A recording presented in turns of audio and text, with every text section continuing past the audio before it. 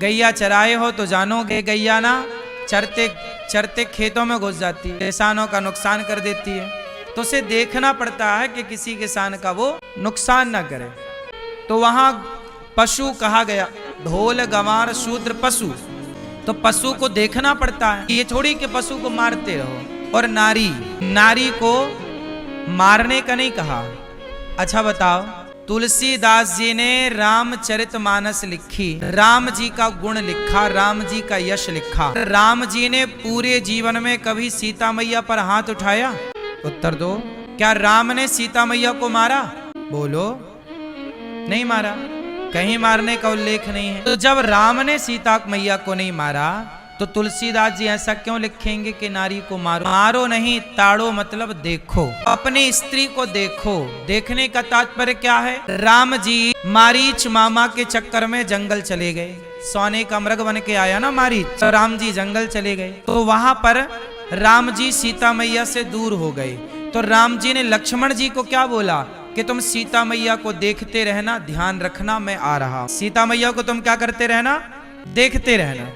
आप लोग किसी के घर में जाते हो, जब कहीं जाते हो तो आप पड़ोसी से, भैया थोड़ा हमारे घर की तरफ देखते रहना, बस बैठे घर को देखते ही रहे। देखते का मतलब ये हुआ कि आते जाते नजर मारते रहे। सीता मैया को देखते रहना लक्ष्मण, हम आ रहे। लक्ष्मण जी देखते रहे मतलब सीता मैया की रक्षा। वहां देखने शब्द का अर्थ हो गया रक्षा। देखते रहना मतलब रक्षा करना। अच्छा, फिर लक्ष्मण जी को भी जाना पड़ा। जब मारीच मरा तो उसने छल पूर्वक लक्ष्मण लक्ष्मण पुकारा।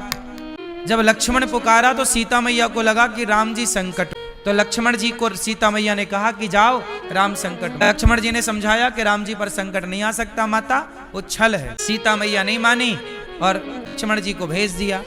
अब सीता मैया जंगल में हो गई अकेली।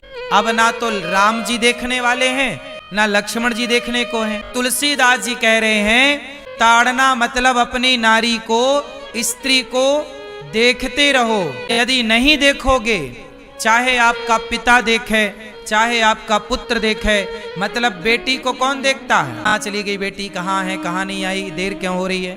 तो बेटी को कौन देखता है? बेटी की देख रेख कौन करता है? और विवाह के बाद उसकी देख रेख उसका पति, और पति के ना रहने पर उसकी देख रेख का पुत्र। नारी जात जो है वह किसी ना किसी की देख रेख में ही होती है। बोलो हाँ। और नारी देख रेख में होगी तो अच्छी होगी, सुखी होगी। तुलसीदास जी ने कहा कि ढोल गवान शूद्र पशु नारी सकल ताड़ना, ताड़ना मतलब देखन के अधिकारी, नारी को देखते रहो। अब लक्ष्मण जी भी चले गए और राम जी भी चले गए, जंगल में कोई देखने वाला सीता मैया को बचा नहीं, तो रावण आ गया और रावण मौके का फायदा उठाया और सीता मैया को लेकर के चला गया। तो नारी पर यदि पिता, पति और पुत्र की दृष्टि यदि हट जाएगी, नारी पर संकट आकर खड़ा हो सकता है। ये नारी को देखते रहो, ये बात कह रहे हैं तुलसीदास। नारी को क्या करते रहो? देखते रहो।